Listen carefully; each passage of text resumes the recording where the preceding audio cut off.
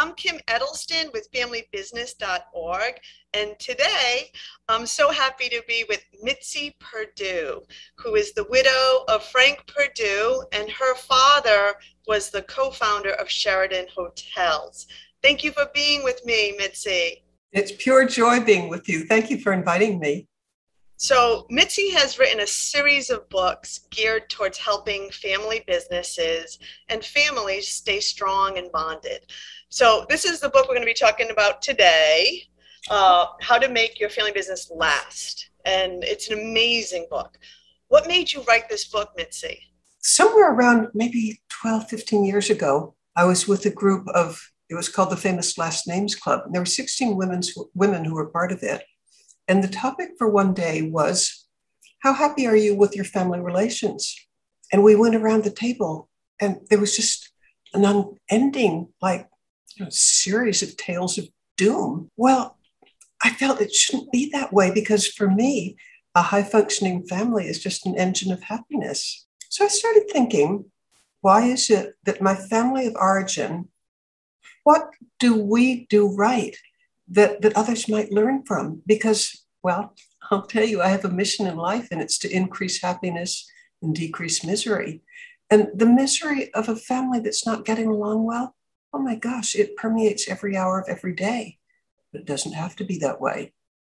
Then I wrote the book. So in the book, there are so many lessons you share from your late husband, Frank, and also your father. What are your favorite ones? Every family has a culture. Now, if you leave it to accident, as opposed to creating one by design, the chances are that family's not going to last because you have to teach people things like how important family is, how, get your identity from service rather than spending money.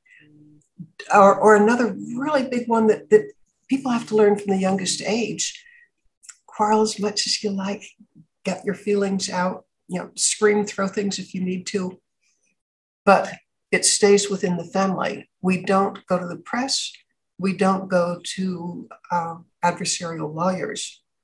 I bet I've talked with 100 family business counselors, and over again, I hear that by the time your quarrel is in the press or you have lawyers fighting different members of the family or different members of the family publicly fighting each other, it's almost impossible to get past that.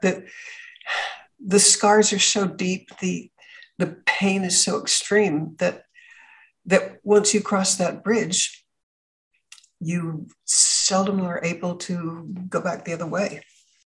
In your book, you actually share how your family decided to sell Sheraton. I thought, you obviously some people in your family could have gone that way and they didn't. And I thought that was so well written in your book and so insightful, and how important it was for the family to stay together. Yeah, the issue we're talking about is when my father died, and he died young. He was just 70, and nobody expected him. It was a heart attack, but we expected him to live another 10 years. And back then, we're talking 1967, we didn't put quite the same effort in preparing for the future that we know to do today. I can tell you in the 1960s, that awareness just wasn't there because we really didn't expect him to go to his great reward. So then comes the question, Sheraton Hotels, what happens to it? Do we keep it in the family? Do we sell it? And the women in the family wanted to keep it. The men in the family, they both had business degrees and realized that this was just an exceptionally good time for the sake of the hotel, for the sake of the employees, to sell it in such a way that there would be a great big huge injection of cash and it would be able to keep up with the other hotel chains.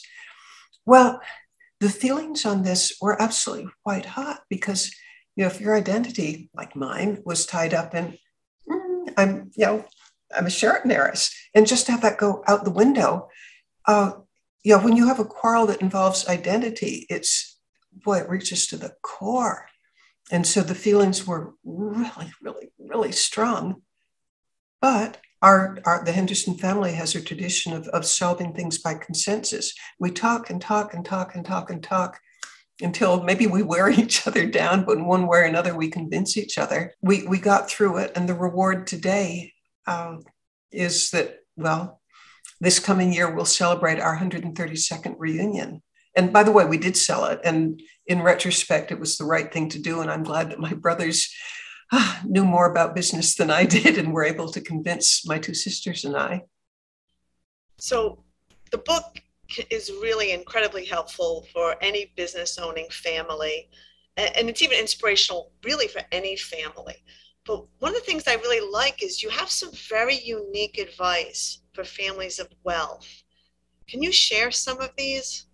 A favorite tip that I have that both the Hendersons and the Perdues do is we have endowed family vacations, getting together for a period of time where people can get to know their cousins. It's all important because you're not going to love and cherish and protect what you don't know. I think that's really one of the things that makes this book unique is you have really creative techniques that anybody can use. You have these different, like, I don't know if any, the checklists, you have so many excellent checklists. I have to ask you, is there one that you feel, or maybe people have told you, has had the most impact on their families? A big part of the book is if you want to be successful as a family, encourage family members to develop their talent stack. Part of the book includes developing some skills that I think are just so valuable. Communication, for example. Well, I was in television for, I was going to say 8 years, but it's 10 years now. I was a host. I would have like maybe 10 minutes with a guest before we'd go on the air. And my job was to warm them up and make them comfortable and not scared, because if they did a bad job, I didn't look good. So I was as motivated as a person could be to teach people very quickly how to be comfortable on television. But let me give you my favorite television tip. And that is, if you're on television, you will drive yourself nuts if you think, oh, I'm talking to 100,000 people and they're all watching me. So here's what you do. Think of talking to like one of your best friends. Let's assume for the moment it's a woman in her kitchen. Maybe you're having a cup of coffee together, but assume you're talking to one person rather than tens of thousands or millions. And once you have that attitude, fear just goes away and you'll find the words flow. Obviously, you come from two incredibly strong, loving families, but there has to be something that you personally need to work at. What is it? Like, what's the thing maybe that you and maybe your closest family members, you feel like, I got to take my own advice? There's advice that Frank had and that he actually lived out himself to perfection. And it was listen 90% of the time, talk 10% of the time.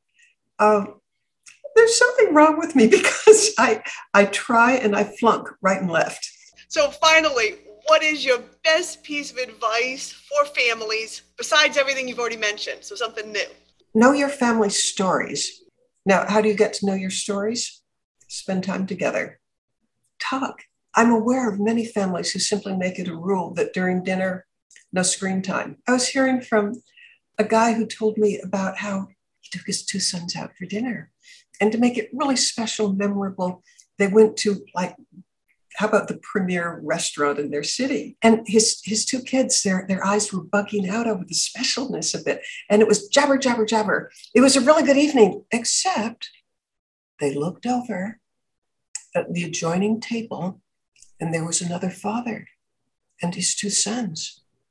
And all three of them were just buried in their iPhones. They weren't communicating.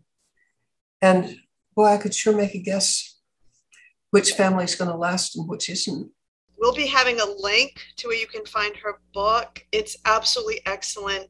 So many pieces of tips, advice that can really help your family survive, be strong, and healthy family, healthy business. Thank you so much. Yes.